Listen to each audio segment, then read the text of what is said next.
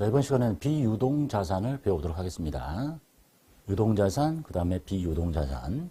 이 비유동자산이란 장기적인 투자 수익을 얻을 목적, 투자 수익 또는 장기간 영업활동에 사용할 목적으로 갖고 있는 자산으로 크게 투자자산, 유형자산, 무형자산, 기타 비유동자산으로 네 가지로 분류합니다. 그 중에 첫 번째 이제 투자자산부터 배워보도록 할게요. 자, 투자자산. 투자가 뭔지 아시죠? 기업이 장기적인 투자 수익을 얻을 목적이거나 여러분도 뭐 어디 투자해서 이익 내려고 하는 거 또는 타 기업을 지배할 목적으로 그런 부수적인 기업 활동의 결과로 보유하는 자산이 투자자산이에요. 첫 번째 투자자산의 첫 번째가 장기 금융 상품이네요. 우리 금융 상품은 들어봤죠? 근데 기간이 좀 길어. 내용은 똑같은데 장기 금융 상품이란 금융기관이 취급하는 정기예금, 정기적금, 기타 정형화된 금융상품 보셨죠? 이게 짧으면 단기 금융상품인 거고 이게 보고기간 종료일로부터 1년 이내면 단기 금융상품, 1년 이후면 만기가 장기 금융상품이라고 합니다. 자, 이런 금융상품 중에서 사용이 제한되어 있는 예금이 있다면 또 단기 금융상품에서 배웠었죠? 사용이 제한된 게 있다면 그걸 주석으로 좀 알려주세요. 본문에 별표 이렇게 쳐가지고 얘는 무슨 이유로 사용이 제한되어 있습니다. 이렇게 알려달라는 뜻이네요. 그 반대가 이제 앞전에 배웠던 단기 금융상품이 되겠죠. 자, 첫 번째 장기성 예금 볼게요. 장기성 예금, 길다는 얘기지. 예금인데 자, 금융기관이 취급하는 정기예금, 정기적금, 기타 정형화된 상품 등으로 여기까지는 단기 금융상품에서 봤던 정기예금, 정기적금하고 똑같아요. 그런데 보고기간 종료일로부터 1년 이후에 만기가 도래한다. 그러면 정기예금, 정기적금이 아니라 장기성 예금이라고 한다라는 얘기가 되겠습니다. 반대가 저기 앞에서 배웠던 정기예금, 적금이라는 얘기겠죠. 기간이 짧은 거. 예제 보겠습니다. 신한은행에 정기예금 만기 4년짜리예요. 50만 원에 가입합니다. 돈은 보통예금 계좌에서 나가요. 보통예금이 빠지고 저쪽에 정기예금이 아니라 기간이 길잖아. 그래서 장기성 예금. 이게 만기가 1년 이내 6개월짜리면 정기예금이라고 하면 되겠죠. 앞전에 방저자산에서 배운 내용하고 똑같아요. 자, 그리고 이제 예입한 장기성 예금이 만기가 돼서 원금과 이자를 보통예금 통장에 입금받습니다. 그럼 보통예금이 들어오고 여기 장기성 예금 빠지고 나머지 차이가 이자 수익이 되겠죠. 앞에서 봤던 정기예금 상황 똑같아요. 사례는 기간만 길면 장기성 예금이라고 한다는 것만 기억하시면 되겠습니다. 특정 현금과 예금 보겠습니다. 이름이 좀 특이한데 자, 장기 금융상품 중에서 사용이 제한되어 있는 예금이 있다면 이건 이제 실무에서 쓰는 이름은 아니에요. 기업회계 기준상 인정되지 않는 이름인데 종전에부터 썼던 실무상 쓰고 있는 이름이라는 정도만 보시면 되겠어요. 그러니까 금융상품 중에서 사용이 제한되어 있으면 주석으로 알려달라고 했는데 그냥 이렇게 주석 달고 사용 제한됐습니다 하면 되는데 종전 관행상 이런 예금을 우리는 특정 현금과 예금이라는 명칭을 쓰기도 합니다. 실무상 그렇다는 거고.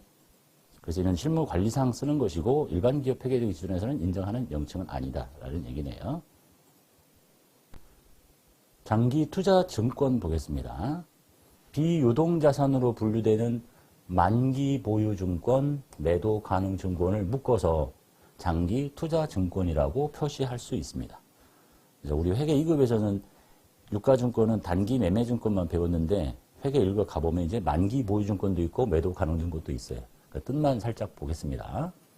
자, 만기 보유증권이라는 얘기는 만기가 있는 채무증권. 채무증권은 만기가 존재하지만 지분증권인 형태의 주식은 만기가 없으니까 지분증권은 만기 보유증권이 될 수가 없고 일단 채무증권으로서 만기가 확정된 채무증권으로서 상환 금액이 확정되었거나 확정 가능한 채무증권을 나는 만기까지 끝까지 갖고 있겠다는 적극적인 의도와 능력이 있을 때 쓰는 이름이 만기 보유증권이다. 라는 이름 정도만 봐두시면 되겠네요. 회계 2급에서는 다루지 않는 거니까. 그 다음에 매도 가능 증권, 단기 매매 증권도 아니고 만기 보유 증권도 아닐 때 그때 이 유가증권을 매도 가능 증권이라고 합니다. 그래서 그걸 두 개를 묶어서 장기 투자 증권이라고 표시할 수 있다라는 얘기. 회계 2급에서는 별로 중요하지 않습니다. 장기 대여금 보겠습니다.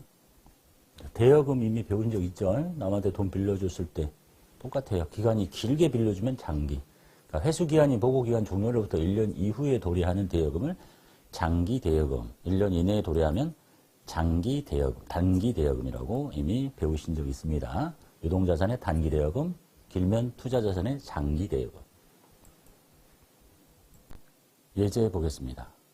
차용 증서 받고 차용 창제 상해에 현금 50만 원을 3년간 빌려줍니다. 돈이 나가겠죠. 3년이잖아. 그러니까 저기는 장기 대여금이 됩니다. 1년 이내면 여기가 단기 대여금이 되겠죠. 상황 똑같아요. 그래서 때가 돼서 이제 돈을 받아요. 장기 대여금 50과 이자 3만 원을 현금으로 받으면 저 장기 대여금이 이쪽으로 빠져나가고 돈을 좀 더 받죠. 그 벌어진 차이가 이자 수익이다. 기간이 짧으면 단기 대여금, 기간이 길면 장기 대여금이라고 하십니다. 내용은 똑같고 명칭만 앞머리만 바뀐다라고 보시면 되겠네요. 투자 부동산 보겠습니다. 부동산인데 투자 목적으로 갖고 있다는 얘기겠죠. 시세 차익을 얻을 목적으로 갖고 있는 부동산을 투자 부동산이라고 합니다.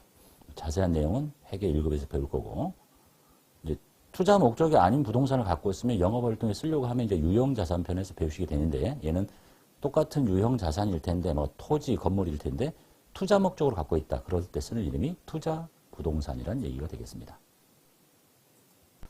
자, 이번엔 투자자산의 기출문제를 풀이하도록 하겠습니다. 다음 거래 자료를 세연상사의 일반전표 입력에 추가 입력하십시오.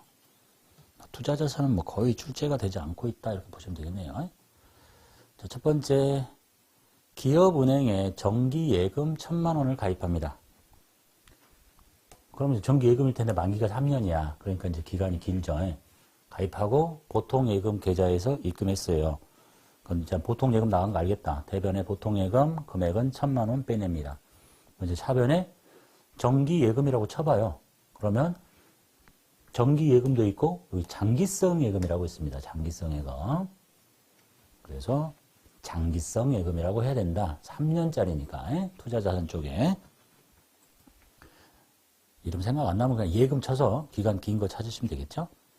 자, 두 번째, 진위상사의 대여일로부터 3년 후 상환 조건으로 차용증서 받고 돈 빌려줘요. 뭐야, 대여금이죠. 짧으면 단기 대여금, 길면 장기 대여금.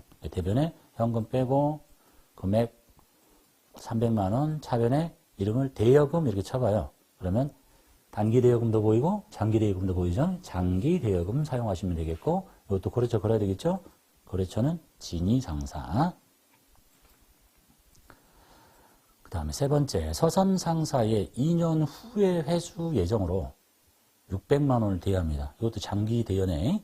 그런데 선이자를 빼고 보통예금에서 줍니다. 선이자는 수익으로. 이것도 단기 대여금에서 나왔던 형태하고 똑같죠. 이제 2년 후에 받을 장기 대여금은 600이 맞아요. 그래서 차변에 이제 장기 대여금을 거래처 걸고 600만 원을 잡아주고 돈이 다 나가는 게 아니라 이자를 빼고 주니까 일단 이자 수익을 잡고 뭐 돈 나가는 걸 먼저 해도 되는데 돈 계산하기가 귀찮으니까 일단 이자 수익을 잡고 나머지만 어디서? 보통예금 계좌에서 빠져나간다라는 얘기네요. 이게 선이자 받고 돈 빌려주는 단기 대여금에서 봤던 상황하고 똑같습니다. 이해되셨죠? 기간이 긴다는 것만 차이가 있고, 그 다음에 네 번째, 무사상사로부터 장기 투자 목적으로 토지를 취득합니다. 원래 이제 유형자산 편에 가면 토지라는 것도 있는데, 이 토지는 영업활동에 쓰려고 했을 때가 토지고, 투자 목적으로 취득했다 그러면 우리는 이걸 보고 투자 부동산이라고 합니다. 차변에 돈 나간 거 먼저 썼네요.